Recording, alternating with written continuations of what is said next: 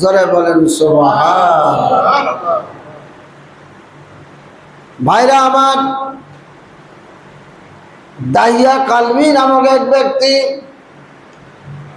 তার জীবন্ত কন্যা সন্তানকে মেরে একেবারে খাল খনন করে জিন্দা সন্তানটাকে ওই কূপের মধ্যে ফেলাইয়া উপরে বালু চাপা দিয়ে মেরে ফেলে।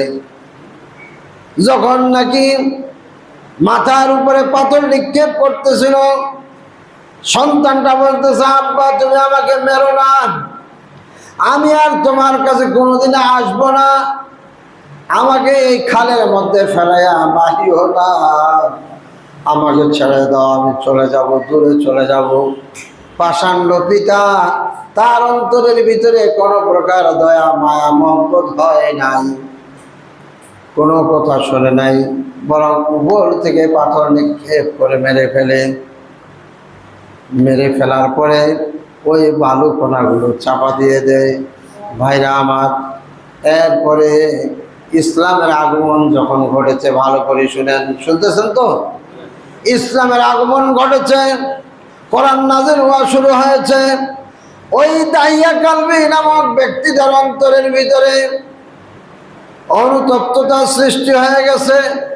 বলেন আল্লাহু আকবার। মসজিদে নববীর এক সাইডে বসিয়া ডুকরিয়া ডুকরিয়া কাঁদতেছেন, চোখের পানি ফেলাইয়া কান্দে। মসজিদের মুসল্লিগুলো যখন সবাই চলে যায়, তখন আল্লাহর নবী ওই ব্যক্তিটার কাছে যাইয়া বলতেছে, তোমার কি হয়েছে, তোমার নাম কি, কেন কান্দো? দাহিয়া কালবি বলতেছে, আমার নাম ছিল দাহিয়া কালবি, আমি কাঁদতেছি এই জন্য আমার জীবন্ত কন্যা সন্তানকে মেরে ফেলেছি। আমার ওই সময়ের কথাটা স্মরণ পড়েছে, আমার কন্যা সন্তানটা ওই গর্তের মধ্যে পড়িয়া আব্বা আব্বা করে চিৎকার দিতেছিল। আমি এত পাষাণ হয়েছিলাম, আমার ওই কন্যাটার দিকে আমি আর ফিরে তাকাই নাই। ওই কন্যা সন্তানের দিকে তাকাই নাই, পাথর নিক্ষেপ করে মেরে দিলাম। যখন আমি তাকে মারলাম, আমার অনুশোচনা শুরু হয়ে গেল, হে নবী, আল্লাহ আমাকে ক্ষমা করবেন কিনা, এই জন্য কাঁদতেছি। আল্লাহর নবী যখন তাকে বললেন আল্লাহ পাক অবশ্যই ক্ষমা করবেন, এই কথা বলতে না বলতে আল্লাহ পাক কোরআনের আয়াত নাযিল করে জানাইয়া দিলেন, ইয়া আইয়ুহাল্লাযীনা আমানু লা তুসরিফু আনফুসাকুম, হে আমার ঈমানদার বান্দারা, তোমরা পাপ করার কারণে নিজের আত্মার উপরে অবিচার করো না, আমি আল্লাহ আমার বান্দার সমস্ত গুনাহ খাতা মাফ করে দিব। আরো আসতে বলেন সুবহানাল্লাহ। সব মাফ করে দিব, সুবহানাল্লাহ। এই আয়াতটা নাযিল হয়ে গেল। দাহিয়া কালবি তখন তার আচরণটা এত সুন্দর হয়ে গেল, তার আচরণের উপরে আল্লাহ পাক এত খুশি হয়ে গেলেন। এই দাহিয়া কালবি এত সুন্দরভাবে ইবাদত বন্দেগী করতেছে। হযরত জিবরাইল আলাইহিস সালাম নবীর নিকট প্রায় 24,000 বার আগমন করেছেন। বলেন আল্লাহু আকবার। এই জিবরাইল আলাইহিস সালাম যখনই আগমন করেছেন তার কাছে, তখন এই দাহিয়া কালবের চেহারাটা নিয়ে, সুরতটা নিয়ে নবীর কাছে এসে গেছেন। বলেন সুবহানাল্লাহ। কি মজার ব্যাপার! ওই দাহিয়া কালবের প্রতি আল্লাহ রাব্বুল আলামিন দয়া করে ফেললেন। এই ঘটনাগুলো আমাদের জন্য শিক্ষা। আমাদেরকে তওবা করে বের হয়ে আসতে হবে, ইস্তেগফার করতে হবে। আল্লাহর নবী সাল্লাল্লাহু আলাইহি সাল্লাম তিনি নিজেই বলেছেন, ওয়াল্লাহি ইন্নী লা আস্তাগফিরুল্লাহ ওয়া আতুবু ইলাইহি কুল্লা ইয়াউমিন 70 মাররাতা। ওই আল্লাহর শপথ, আল্লাহর শপথ করে বলছি, আমি দৈনন্দিন আল্লাহর কাছে 70 বার করে তওবা করি। সুবহানাল্লাহ বলুন। আল্লাহর নবী নিষ্পাপ, রাত্রে তাহাজ্জুদ নামাজ পড়তে পড়তে পা মোবারক ফুলে মোটা হয়ে যাইত। সাহাবীরা জিজ্ঞাসা করতেন, ইয়া রাসূলুল্লাহ, আপনাকে তো আল্লাহ চিরতরে ক্ষমা করে দিয়েছেন, আপনি এত কান্নাকাটি নাও তো করতে পারেন। আল্লাহ নবী বলতেন, আল্লাহ যে আমাকে ক্ষমা করে দিয়েছেন, এই জন্য আমি আল্লাহর দরবারে শুকরিয়া আদায় করব কিনা? বলেন জোরে সুবহানাল্লাহ।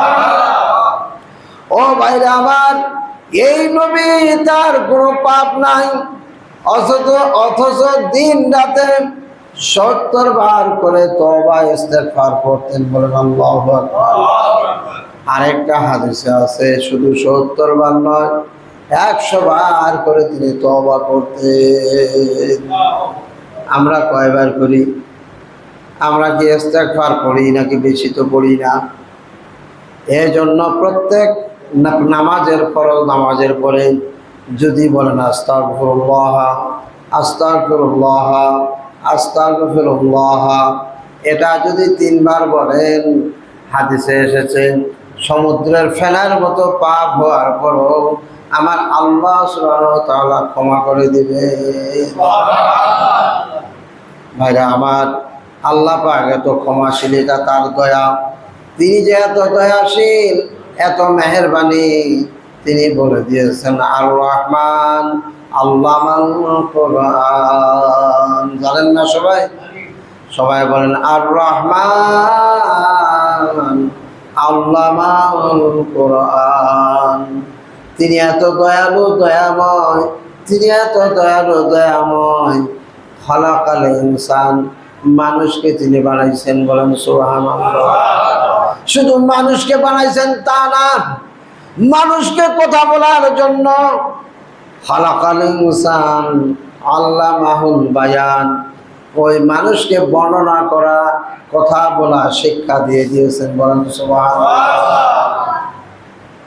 এই দুনিয়ার মধ্যে প্রায়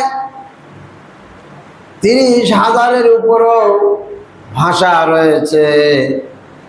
এক দেশের ভাষা আরেক দেশের ভাষা, মানুষ আমরা বুঝি না, এত ভাষাগুলো দান করেছেন।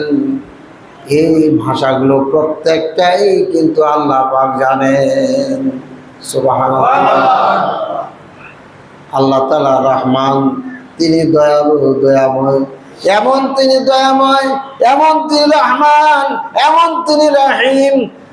একটা মানুষ আরেকটা মানুষের সাথে একটু রাগ গোসা হলে, বেজার হলে, ঝগড়া হলে, এক পক্ষ আরেক পক্ষকে বলতেছে, এক পক্ষ আরেক পক্ষের ব্যাপারে বলে, পায়খানা করি গুটার দিকে তাকান, ওর সাথে আমার কোনো তাকাবো না।